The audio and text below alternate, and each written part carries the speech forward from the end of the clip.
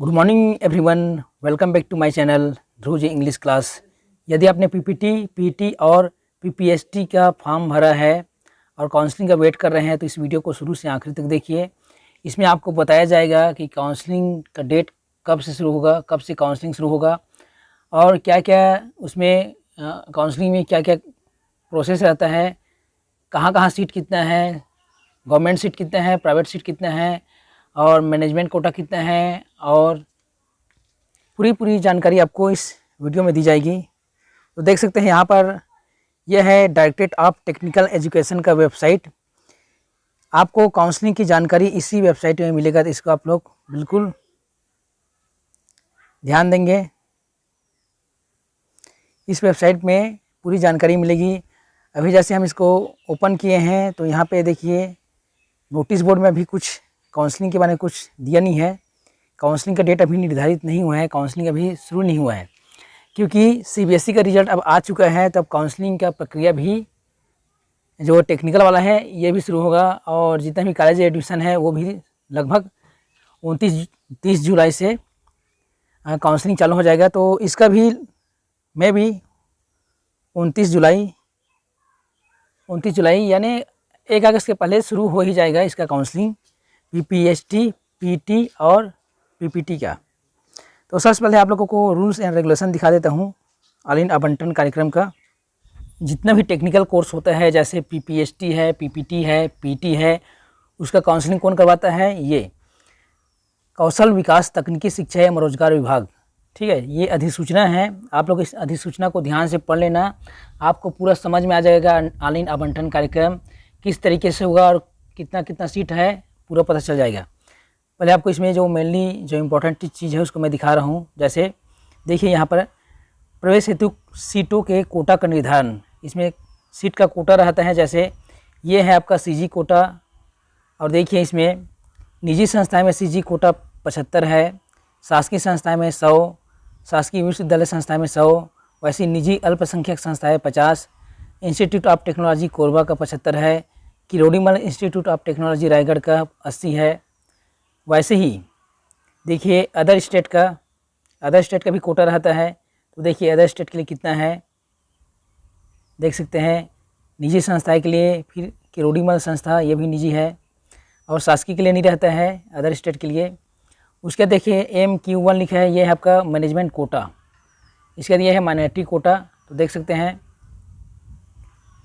इसमें देखिए diploma engineering पाठ्यक्रम में प्रवेश हेतु प्रथम वर्ष की सीटों को निम्नानुसार 2 प्रकार की कोटा में विभाजित किया जाता है। जैसे यह है आपका सीजी कोटा और यह है मैनेजमेंट कोटा। तो देख सकते हैं सीजी कोटा में कितना है, निजी संस्था 85, शासकीय संस्थाओं के लिए है 100, वैसे ही इसके लिए है 15 और शासकीय संस्था के लिए निरंक। इसके बाद देखिए ये पूरा जितने ही बी फार्मेसी है, एम फार्मेसी है, एम टेक, एमई सबका दिया गया है। देखिए आवंटन क्रम इंजीनियरिंग फार्मेसी BArc एवं MCA संस्थाओं में संचालित पाठ्यक्रम की प्रथम वर्ष की सीटों को सबसे पहले अन्य राज्य के अभ्यर्थियों को अन्य राज्य की कोटा के अंतर्गत, ठीक है, जो अन्य राज्य के अभ्यर्थी हैं उनको अन्य राज्य की कोटा के अंतर्गत जेई मेन, पीपीएसटी, नाटा, नीनसेट के आधार पर आवंटन प्रवेश हेतु आवंटन किया जाएगा। सीट रिक्त रहने पर रिक्त सीट को छत्तीसगढ़ राज्य कोटा में परिवर्तित कर दिया जाता है। तो आपको समझ में आ गया होगा, पहले जो आवंटन होगा वो अन्य राज्य के सीट के लिए होगा, जिसमें अन्य राज्य के कोटा के जो सीट है उसको आवंटन किया जाएगा। उसका देखिए दूसरा बिंदु में क्या लिखा है, इसके पश्चात छत्तीसगढ़ राज्य कोटा की सीटों तथा उपरोक्तानुसार बिंदु 1 यानी कि अभी जो पहला बिंदु है उसका जो सीट जो बचा रहेगा उसको छत्तीसगढ़ राज्य के स्थानीय निवासी अभ्यर्थियों से पीटी, पीपीएसटी, नाटा, प्री MCA परीक्षाओं की मेरिट के आधार पर प्रवेश हेतु आवंटन किया जाएगा। वैसे देखिए बिंदु नंबर 3 में देखिए तत्पश्चात सीट रिक्त रहने पर इंजीनियरिंग संस्थाओं की सीटों पर छत्तीसगढ़ के स्थानीय निवासी अभ्यर्थियों को पहले पीटी परीक्षा के आधार पर, उसके बाद क्या है जेई मेन की परीक्षा के मेरिट के आधार पर आवंटन किया जाएगा। देखिए काउंसलिंग में सम्मिलित होने वाली तकनीकी संस्थाएं, इसका पूरा जानकारी आपको इस वेबसाइट में मिलेगा, तो इसको आप लोग रेगुलर चेक करते रहिए।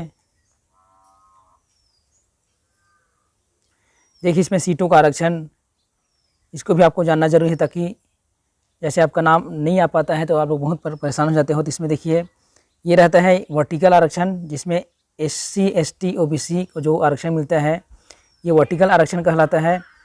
और जो भूतपूर्व सैनिक है या निःशक्त है या स्वतंत्रता संग्राम सेनानी के जो पौत्र हैं, नाती है, उनको जो आरक्षण मिलता है वो क्या कहलाता है? हॉरिजॉन्टल आरक्षण, क्षैतिज आरक्षण कहलाता है। तो इनको जानना आपको जरूरी है कितना कितना सीट है और उसमें आरक्षण लगता है, आरक्षण लागू होगा। तो देखिए 12, 32 एवं 14। देखिए आरक्षण हेतु आवंटन का क्रम कैसे रहेगा? काउंसलिंग के समय विभिन्न ऊर्ध्वाधर एवं क्षैतिज आरक्षित सीटों के आवंटन का क्रम निम्नानुसार रहेगा। सबसे पहले जो वर्टिकल आरक्षण है वो उसको देखिए, सबसे पहले आरक्षित सीटों को भरा जाएगा, सबसे पहले आरक्षित सीटों को भरा जाएगा। एवं यदि किसी आरक्षित श्रेणी जैसे SC ST OBC के अभ्यर्थियों को मेरिट के आधार पर आरक्षित श्रेणी की सीट आवंटित होती है तो उसे आरक्षित सीट ही दी जाएगी। यह सीट आरक्षित श्रेणी से कम नहीं की जाएगी। ठीक है, जैसे कोई ST का उसका क्या है, आरक्षित में हो जाता है, अनारक्षित में हो जाता है तो उसको आरक्षित सीट ही दी जाएगी। उसका देखिए क्षैतिज आरक्षण का, इस प्रक्रिया में सबसे पहले वर्ग विशेष जैसे सैनिक, स्वतंत्रता संग्राम सेनानी, निःशक्तता से बाधित महिला और आदि आरक्षित सीट का आवंटन किया जाएगा जब तक कि क्षैतिज आरक्षण का कोटा पूरा न हो जाए। तत्पश्चात बिना वर्ग के अभ्यर्थियों को का उसी वर्ग प्रवर्ग में आवंटन किया जाएगा। देख सकते हैं प्रेस की पात्रता, प्रेस हेतु पात्रता की शर्तें, शैक्षणिक अर्हता देख सकते हैं आप लोग। जो बैचलर ऑफ इंजीनियरिंग B या BTech, इसमें 10+2 ये तो अनिवार्य है 12वीं।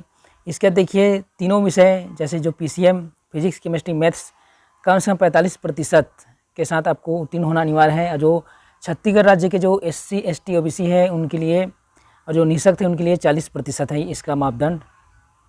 वैसे ही देख सकते हैं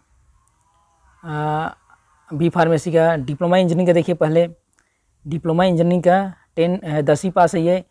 इसमें सामान्य इसमें क्या है, गणित और विज्ञान विषय के साथ सामान्य वर्ग के लिए कम से कम 35% प्राप्तांकों के साथ उत्तीर्ण होना अनिवार्य है। छत्तीसगढ़ के अनुसूचित जाति जनजाति अन्य पिछड़ा वर्ग तथा निःशक्तता से बाधित के लिए केवल उत्तीर्ण होना अनिवार्य है। ठीक है, जो ST SC OBC है उनको सिर्फ इसमें जैसे 10वीं अगर पास भी रहेंगे तो वो लोग क्या है PPT का एग्ज़ाम दिला के इसमें क्वालिफाई कर सकते हैं, इसमें एडमिशन ले सकते हैं। इसका देखिए बैचलर ऑफ फार्मेसी एवं diploma in pharmacy, bachelor of pharmacy एवं diploma in pharmacy. Bachelor of pharmacy 4 वर्ष का होता है और 2 वर्ष का क्या रहता है, डिप्लोमा ऑफ फार्मेसी। तो इसमें देखिए अनिवार्य विषय के रूप में भौतिकी एवं रसायन सहित गणित, जैव प्रौद्योगिकी, बायोलॉजी। इसमें परसेंट देखिए 40%। और जो ST SC है उनके लिए 40% और जो अनारक्षित है उनके लिए 45%।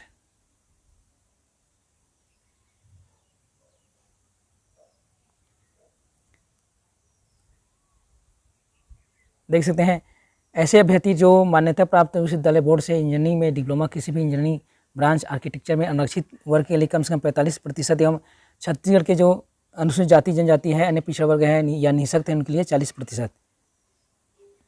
इसका देखिए यदि 12वीं का परीक्षा आप उत्तीर्ण किए हो परंतु अभ्यर्थी अनिवार्य विषय में से किसी एक या अधिक विषय में अनुत्तीर्ण हो तो वे प्रवेश के लिए पात्र नहीं होंगे, यानी पूरा कंप्लीट पास होना पड़ेगा। और जो कृपांक है, जो ग्रेस वाले हैं वो भी पात्र माने जाएंगे, ठीक है, जिसको जैसे 12वीं में ग्रेस मिला है फिजिक्स या कोई भी सब्जेक्ट में तो वो ही पात्र होंगे, उनको कोई दिक्कत नहीं है। और देखिए उपरोक्त योग्यता है काउंसलिंग प्रवेश की तिथि से पूर्ण होना आवश्यक है, यानी काउंसलिंग के पहले आपके पास जितना भी आपका क्वालिफिकेशन है वो कंप्लीट होना चाहिए। ठीक है, इसके बाद देखिए यदि अभ्यर्थी संबंधित बोर्ड द्वारा कृपांक से उत्तीर्ण है, अगर आपको ग्रेस मिला है तो इसमें कोई दिक्कत नहीं है, इसमें एडमिशन तो हो जाएगा, आपका काउंसलिंग हो जाएगा। लेकिन मेरिट अंक की गणना करते समय कृपांक जो अंक रहेगा उसको जोड़ा नहीं जाएगा। जैसे आपको मान के चलो 5 नंबर ग्रेस मिला है तो 5 नंबर को नहीं जोड़ेंगे, 5 नंबर को छोड़ के जितना आपका नंबर आप ऑब्टेन किए हो उसमें उसका क्या है आपको मेरिट लिस्ट बनाएंगे।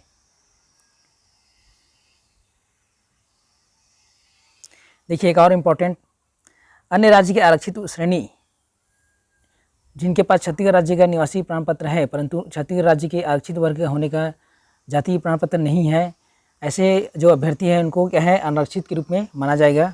पास हुए हैं ओपन स्कूल वाले उनको भी वो भी क्या है पात्र हो सकते हैं इंजीनियरिंग टेक्नोलॉजी आर्किटेक्चर एवं फार्मेसी में डिप्लोमा स्नातकोत्तर पाठ्यक्रम में प्रवेश हेतु दूरस्थ शिक्षा या ओपन स्कूल के जो छात्र हैं जो 10वीं 12वीं उत्तीर्ण किए हैं वो भी पात्र होंगे। और देख सकते हैं आखिरी वाला झ वाला, इंजीनियरिंग टेक्नोलॉजी आर्किटेक्चर और फार्मेसी में प्रवेश हेतु दूरस्थ शिक्षा के माध्यम से डिप्लोमा उत्तीर्ण अभ्यर्थी स्नातक पाठ्यक्रम में प्रवेश के लिए पात्र नहीं होंगे। इसी प्रकार दूरस्थ शिक्षा के माध्यम से स्नातक उत्तीर्ण अभ्यर्थी स्नातकोत्तर पाठ्यक्रम में प्रवेश के लिए पात्र नहीं होंगे। यानी जो स्नातकोत्तर पाठ्यक्रम है उसके लिए जो दूरस्थ वाले हैं वो लोग पात्र नहीं होंगे, बाकी जो यूजी कोर्स है उसके लिए पात्र होंगे। और देखिए निवासी प्रमाण पत्र आपका जो है क्या लगेगा, प्रारूप 5 में देख सकते हैं पूरा एसटी के अलग, एससी के अलग, ओबीसी के अलग, इस तरीके से आपको भरना है। यहाँ पे आयु सीमा दिया गया है, इसको आप लोग देख लेना। बी के लिए है, देख सकते हो बी फार्मेसी, बी आर्किटेक्चर के लिए देख सकते हो, अनारक्षित के लिए 30 वर्ष है, और छत्तीसगढ़ के अनारक्षित प्रवर्ग के निःशक्त के लिए 35, और छत्तीसगढ़ के एससी एसटी ओबीसी प्रवर्ग एवं महिला के लिए 33 वर्ष है, और छत्तीसगढ़ के एससी एसटी ओबीसी प्रवर्ग एवं महिला के निःशक्त से बाधित के लिए उच्चतम आयु सीमा 38 वर्ष है। डिप्लोमा फार्मेसी के लिए कोई आयु सीमा नहीं है। देखिए इस तरीके से मेरिट का निर्धारण होगा।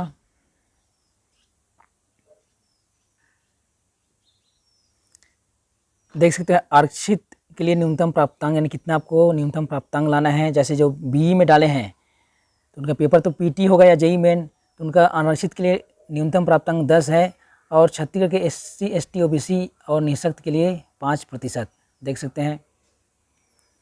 उसी तरीके से बैचलर ऑफ फार्मेसी का देखिए पीपीएचटी लेता है, इसका पेपर पीपीएचटी कहलाता है। इसके देखिए 10 है ये अंक, और इसमें एसटी एससी के लिए 5। उसी तरीके से डिप्लोमा इन इंजीनियरिंग में देखिए पीपीटी, तो देखिए पीपीटी में 0 से अधिक ये अनारक्षित के लिए है, और एसटी एससी ओबीसी के लिए भी 0 से अधिक। और अगर 10वीं का परसेंट देखा जाए तो उसमें 35 रहना चाहिए, 35%। और एसटी एससी ओबीसी के लिए जो छत्तीसगढ़ के निवासी हैं उनके लिए सिर्फ उत्तीर्ण होना आवश्यक है। और इसी तरह डिप्लोमा इन फार्मेसी का देखिए, डिप्लोमा इन फार्मेसी का पीपीएचटी 0 से अधिक, ये सब के लिए लागू है 0 से अधिक। और 12वीं पीसीएम या पीसीबी के लिए देखिए 45 अनारक्षित के लिए, और 40 एसटी एससी ओबीसी के लिए। इस तरीके से पूरी इसमें जानकारी दी गई है। इसका लिंक मैं डिस्क्रिप्शन में डाल दूंगा, इस पीडीएफ का लिंक, आप लोग वहाँ से इसको अच्छे से देख लेना। यह है मेरिट का आधार, इसको भी आपको अच्छे से देख लेना है। ठीक है बच्चों, वीडियो ज़रूर आपको अच्छा लगा होगा, वीडियो को लाइक कीजिए, क्योंकि जैसे आप लाइक करेंगे तो हमको एक तरह से सपोर्ट मिलता है। आप लोग सपोर्ट करिए, लाइक करिए, और ज़्यादा से ज़्यादा बच्चों तक शेयर कीजिए। और चैनल पर पहली बार आए तो सब्सक्राइब कर लीजिए, क्योंकि जैसे ही काउंसलिंग डेट शुरू होगा हमारे द्वारा बताया जाएगा काउंसलिंग डेट शुरू होगा ऐसा करके। ठीक है बच्चों, काउंसलिंग डेट आपका ये मान के चलिए 29 जुलाई तक तो शुरू हो ही जाएगा, और नहीं तो 1 अगस्त के पहले बिल्कुल कंफर्म है शुरू हो जाना, क्योंकि सीबीएसई का ही जो 12वीं का रिजल्ट है उसके नाम से बहुत सारा चीज़ अटका हुआ था।